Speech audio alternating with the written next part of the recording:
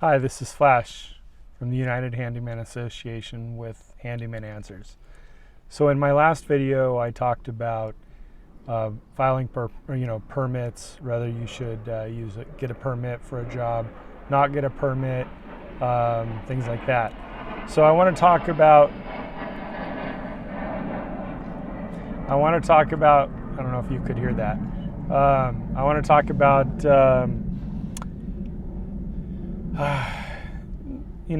how a handyman would obtain a permit, and if it's okay to call on a licensed contractor friend and have him pull a permit for you. So I'm going to just jump right in to say that it's illegal for you to work on under somebody else's license, and it's illegal for him to allow you to work under his license. Most likely the penalty would be stronger for him, and it would be, he could lose his license over it. For you, it would be the same as you, contracting without a license, because you're still doing a job, and since the license isn't in your name, you would have the same fines and possible jail time, etc. So how do you do it? If you can't go to a contractor friend and say, hey, I want to do this job, can you pull this permit for me? If you're not allowed to do that, then how do you pull a permit?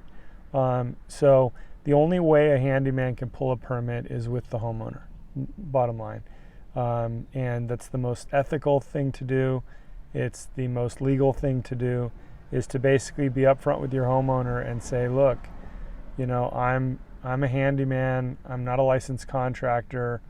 The state or the city doesn't recognize me as having an authority to be able to file for a permit. It doesn't mean that I can't oversee your project. It doesn't mean that I can't meet with the inspectors. It doesn't mean that I'm not capable of doing the job properly. It just means that it can't be my name on the permit. It needs to be yours, because as the homeowner, you are legally allowed to file for a permit. You can build a house, you can repair a house, you can add on to a house as an owner builder, and this project would be in your name. You would be on the permit, and I would be, conducting the work, and I would be supervising it, and I would be making sure everything is done properly, and I would be meeting with the inspectors. I would be there 100% along the way. I will even go with you, down to the city. I will help you. I will look it up and tell you exactly what we need to do for it, what the requirements are. I will do everything that a contractor will do, but it can't be my name on the permit. That's how I would handle it. Obviously you're going to decide for yourself. Maybe you have a friend that is willing to put his career, his job, his license on the line for you. Maybe it's something you've already been doing many times and you feel comfortable doing it. I don't know your situation. All I can do is tell you what the law says and what I do and what I recommend. I am 100% for handyman businesses. I support handyman businesses. I even do videos and talk about how a handyman should be hired over a contractor every single time. But I also promote doing things right, having proper businesses, being certified, carrying insurance, all of those things to go along with the privileges that I'm fighting for you for. So to be privileged and to have the ability to be able to run a business comes with responsibility also. So I promote both. You have the privilege, but it comes with responsibility. With the association, the United Handyman Association, I'm trying to fight to raise your limits.